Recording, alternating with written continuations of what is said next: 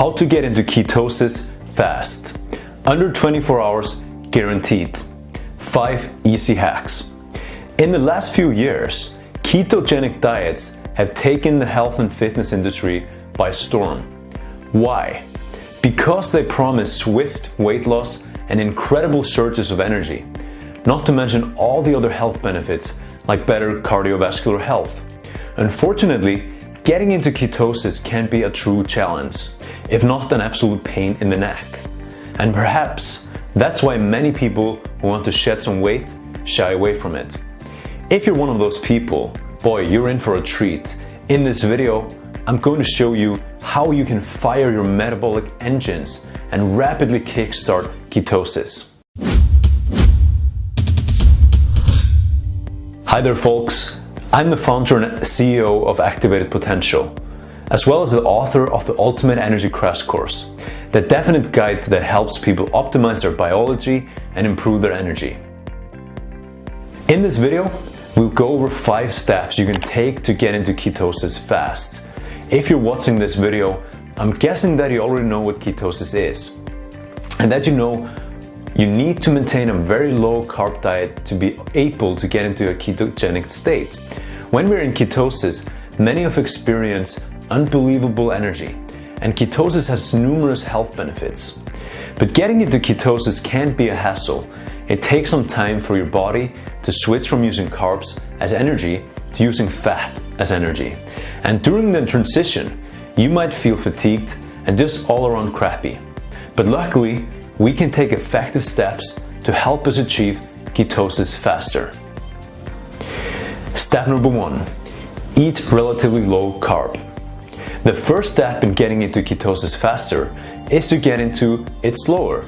I know that sounds counterintuitive, but what I mean is that you want to gradually transition your diet from what it is now to what it would be under a full ketogenic diet.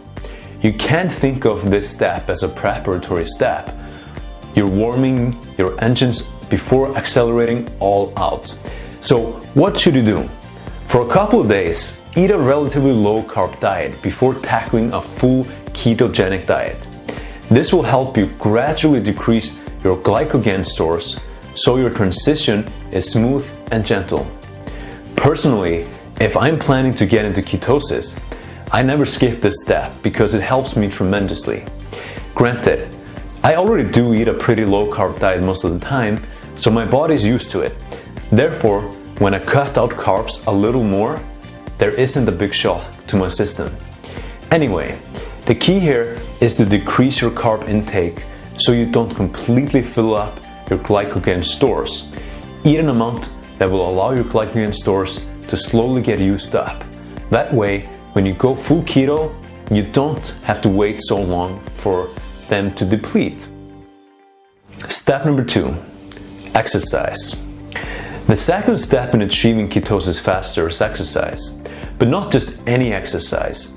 You should engage in some high intensity exercise, like high intensity interval training, otherwise known as HIIT. But because high intensity exercises can initially spike up your blood sugar, you want to follow it up with some longer, lower intensity cardio. This would be your typical slow, steady state cardio. Doing this will allow your body to deplete its glycogen stores faster and ultimately reach ketosis faster. Do this every other day until you reach ketosis. Let me quickly add another reason why exercise will be so effective. If you do it regularly, it will give you a significant energy boost to help you combat the fatigue you might feel while transitioning into ketosis. Plus, you get all the added health benefits of exercise as a bonus. Step number 3, love the fat. I'm not referring to your love handles, though of course, we at Activated Potential know how important it is to fully accept and love yourself. But if you have love handles and want to get rid of them using ketosis, this step will help a lot.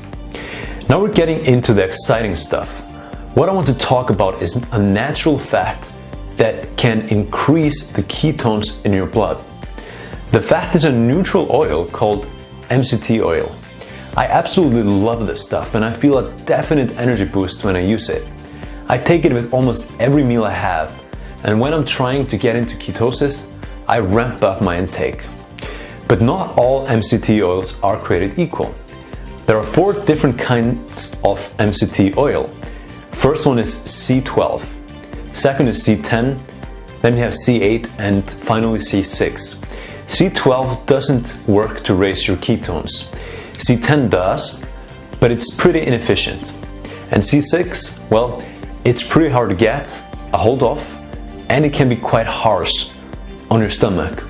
So you want to try to get C8, or a mix of C8 and C10 if you can't get pure C8, but definitely aim for pure C8. As a side note, MCT oils can also be found in coconut oil. Now, using only coconut oil is inefficient, it's ineffective, but if you like, use it in conjunction with C8 and C10 for a little help. Back to MCT oils. Let me insert a word of warning. MCT oils can cause gastric problems and give you diarrhea, so be careful and start with small amounts. So your stomach gets used to it, then it's not a problem. You should be able to build up to larger quantities over time without any issues. Step number 4, go exogenous. Now, if you want something a bit more advanced than MCT oil, you could go for exogenous ketones. They aren't as natural as MCT oil, so they could be a little riskier. But if you want to get into ketosis fast, then this is something you might consider. So what are exogenous ketones? Well, exogenous means they come from outside your body. And you already know that ketones are what they are. More exogenous ketones are in the form of BHB salts, most of them are. These are fine. There are a number of different manufacturers, so you may have many to choose from. Let me add another quick warning though. Exogenous ketones taste pretty bad, so manufacturers usually add in a lot of flavorings or sweeteners. But I recommend going for the most natural exogenous ketones you can find. Check the ingredients list. Now, you can find exogenous ketones in both liquid and powder form. Choose the one that suits you the best. Supplementing with exogenous ketones is truly one of the most effective ways to get into ketosis faster. And the best part is that you feel the energy boosting benefits almost immediately. If you're feeling adventurous, definitely try it out. Step number 5, fast. So this is the last step I have for you today. It's the most extreme one, but it might also be the most effective, and that is fasting. You probably already know what fasting is, but I just want to emphasize that when you fast, you should not consume anything else other than water, black coffee and tea. And you can't add any milk or sugar to your coffee or tea. But if you were fasting for longer periods of time, then you could add in some salt or broth if you wanted. If you fast to speed up ketosis, you'll usually only need to fast for 24 to 48 hours. And most people won't need anything but water. Since you're not consuming any carbs, protein or fat, you'll get into ketosis faster than you would on a very low carb diet. But if you don't want to go for a full fast, then you could also do something called a fat fast. This is where you consume water, black coffee and tea as before, but you also consume fat. Now, we don't exactly know how this affects getting into ketosis, but since you're still not consuming any carbs or protein, it shouldn't slow you down. But as always, the body is extremely complicated and it might have some effects we don't exactly know about yet.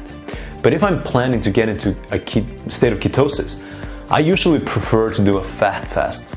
And that's because I've observed no difference between a water fast and a fat fast, at least in terms of achieving ketosis. In fact, when I do a fat fast and consume MCT oil, I feel that I can get into ketosis even faster. If I follow all the steps in this video, I can get a very big rise in my blood ketone levels in as little as 1 day. And I'd say that it never takes longer than 2 days for me to get into full-blown ketosis.